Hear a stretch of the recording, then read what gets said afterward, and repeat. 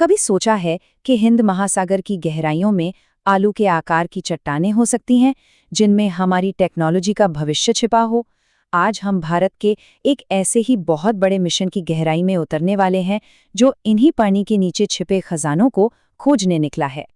तो सवाल ये उठता है कि आखिर भारत हिंद महासागर के इतने बड़े और गहरे हिस्से में ढूंढ क्या रहा है। चलिए इसी सवाल का जवाब तलाशते हैं। ठीक है, तो बिल्कुल शुरू से शुरू करते हैं। सबसे पहले ये समझते हैं कि आखिर ये जगह है कहाँ, और उस नक्शे पर भी एक नज़र डालेंगे जो इस पूरे सफ़र में हमारा गाइड बनेगा। तो ये देखिए, ये जो इन्फोग्राफिक है ना, ये इस पूरे मिशन का एक तरह से ब्लूप्रिंट है। इसकी लोकेशन से लेकर उस खास खजाने तक जिसे खोजा जा रहा है, सब कुछ इसमें है। जिस एरिया की हम बात कर रहे हैं उसका एक नाम है the central Indian ocean basin, या शॉर्ट में कहें तो CIOB। अब इस नक्शे पे जरा गौर कीजिए। इसकी लोकेशन बहुत दिलचस्प है। ये इलाका भारत के ठीक दक्षिण में हिंद महासागर के खुले पानी में है, और इसके पश्चिम में, जैसा कि देख सकते हैं, अफ्रीका और मेडागास्कर हैं। और हाँ, ये कोई छोटा मोटा इलाका नहीं है, बिल्कुल नहीं। हम बात कर रहे हैं पूरे 75,000 वर्ग किलोमीटर के एक विशाल एरिया की। अंदाजा लगाने के लिए ये लगभग पूरे पश्चिम बंगाल राज्य के बराबर है। सोचिए कितना बड़ा होगा ये मिशन। तो अभी तक हमने ऊपर ऊपर से बात की।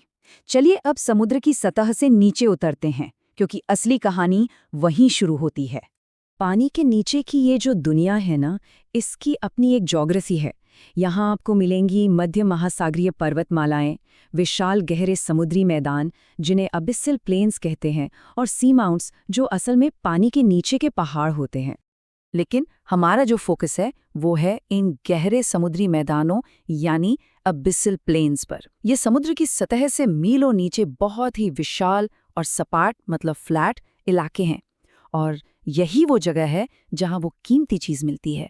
और ये रहा वो खजाना, पॉलीमेटालिक नोड्यूल्स। जी हाँ, ये आलू जैसे दिखने वाले पत्थर हैं जो समुद्र के तल पर बिखरे पड़े हैं, लेकिन इनके अंदर निकल, तांबा, कोबाल्ट जैसे कीमती मिनरल्स भरे पड़े हैं। वो मिनरल्स जो आज की मॉडर्न टेक्नोलॉजी के लिए बेहद जरूरी हैं।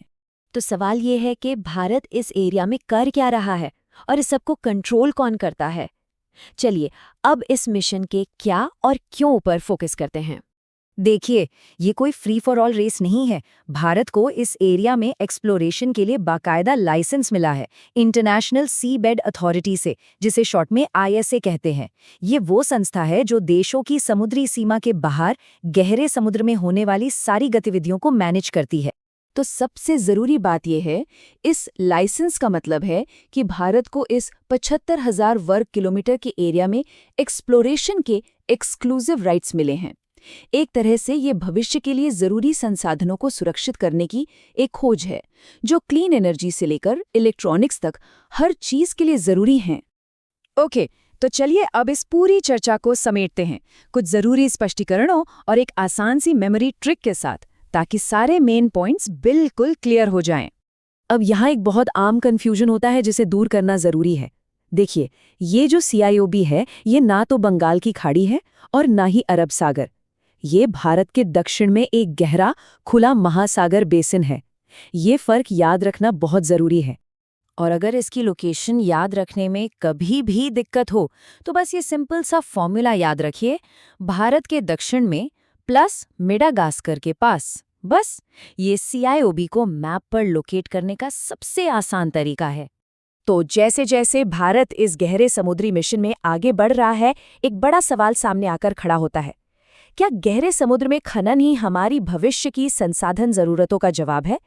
ये एक ऐसा सवाल है जिसका जवाब हम सबको आने वाले सालों में मिलकर ढूंढना